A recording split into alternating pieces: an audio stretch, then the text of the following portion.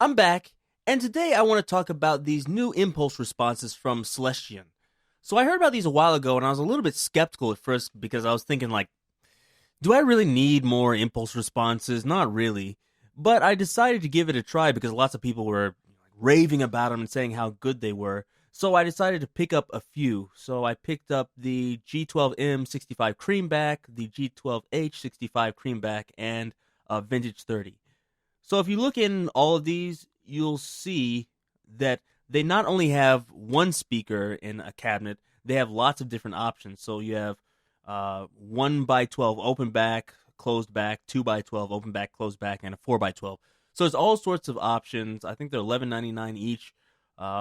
Before they had a 50% off sale, so you could get them even cheaper. At $6, they're a real steal. But even now, you can get all of these for $30 in one pack. And so there's lots of different types and varieties, etc. But I got the ones that suited me. So let's go over them and see how they sound.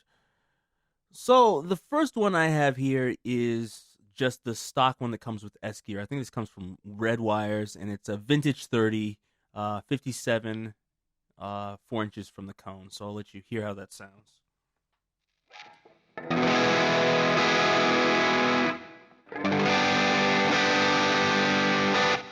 Okay, so let's go, and I'll show you the free impulse response they'll give you for free. You can download this yourself, but actually, let me one more time so you can kind of hear how the other one sounds.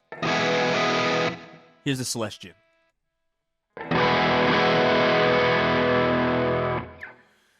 So as you can hear, there's a lot more bass, and it kind of gets rid of that high end. So especially when you're playing lead lines, I think it sounds much better.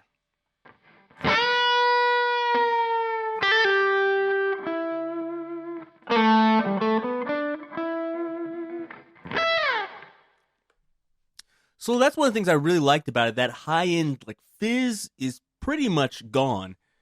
So this is the free one, but there's also quite a few other ones too. So I was kind of unfair because the Red Wires was only one mic, but I'll let you hear the different one mic 57 options from the Vintage 30.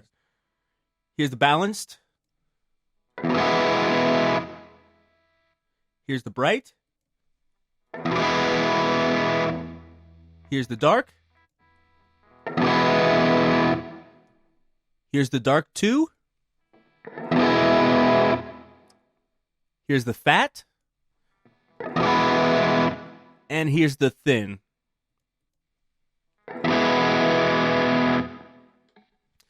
So as you can see, there's lots of options there, but you don't just get the SM57. It also comes with a Royler 112 and a Sennheiser, was it 421? I forget exactly. But anyways, besides that, you also get these, which are the low gain and high gain mixes. So you have here, it's a high gain version of the Royler 121 and SM57. I'll let you hear that.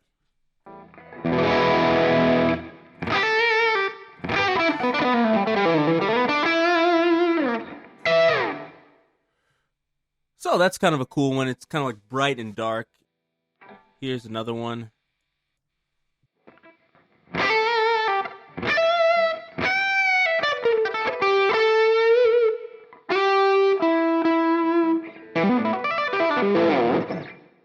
Sorry, playing was a little bit sloppy there. And here's one more.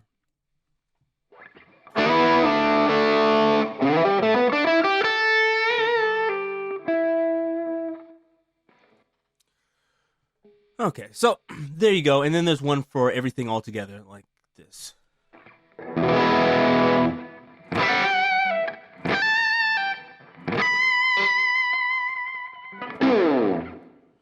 Okay, and there's also everything together with a room.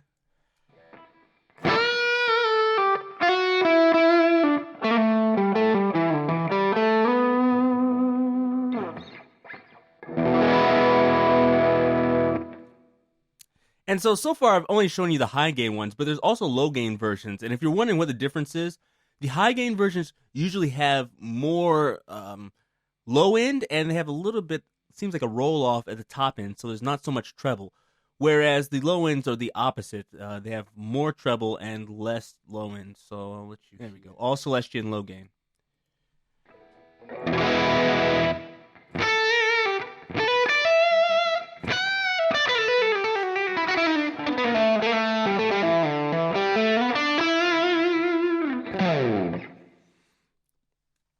So there you go. To me personally, I like the low gain ones more. And what I really like about these impulse responses is the fact that they seem to like they really worked on the production of it, and the extreme high end is kind of rolled off. So I don't hear lots of the fizz I hear with other like impulse responses. It's very clean at the top, and the bottom isn't overly hyped.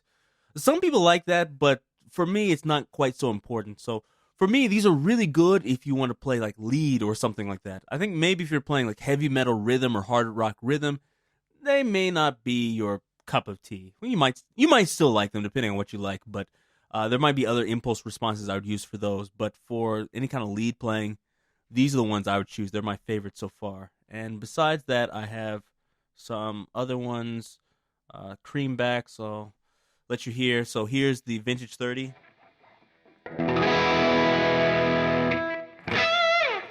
Here is the creamback in a 2x12.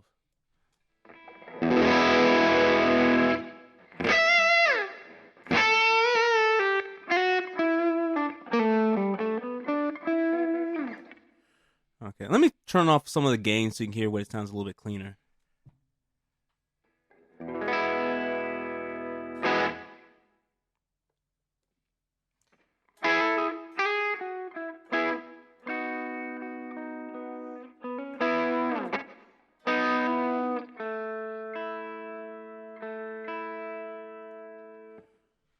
Okay, and let me try one of the high gain ones, I guess.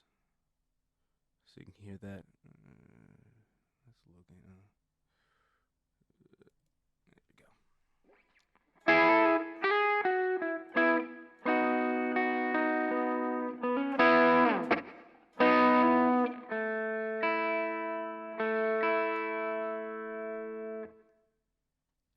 And here's the creamback 12H with the low gain. Here we go.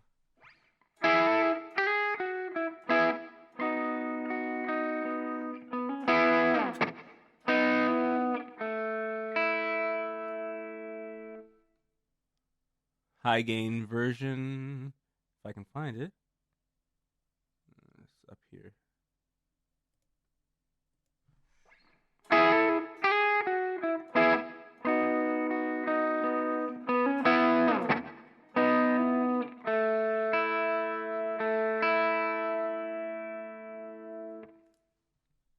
Now I'll put a little bit more gain on that so you can hear it.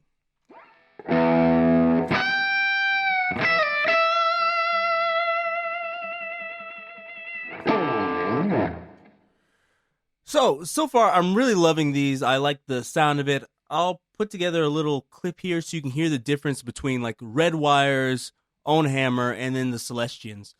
I'm not going to say which one's better. Like, you can hear it and you can decide. I used an SM57 for all of them, and although it's not scientific because it's not like the SM57 was in the exact same place for every capture, I think it does represent what each one of them sounds like. To me, the Redwire sounds a little bit brighter and has lots of like top end. The own hammer sounds a little bit more scooped and has lots of bottom end, and the Celestions have a lot of mid range and they don't have a ton of like top end. I don't know. I shouldn't say definition. They do have definition on the top end, but lots of the top end seems to be rolled off, and maybe a little bit with the bottom end too.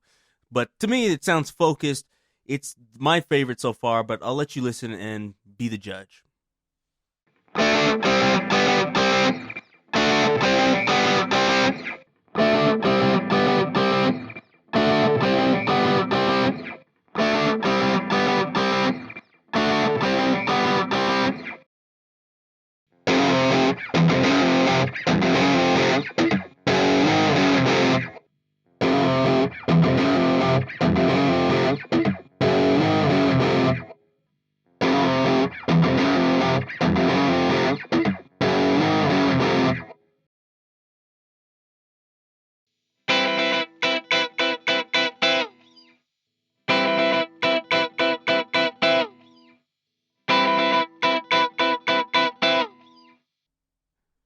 So, I hope you enjoyed that. If you did, give me a thumbs up on this. If you have any questions, leave it below. And until next time, thanks. See you.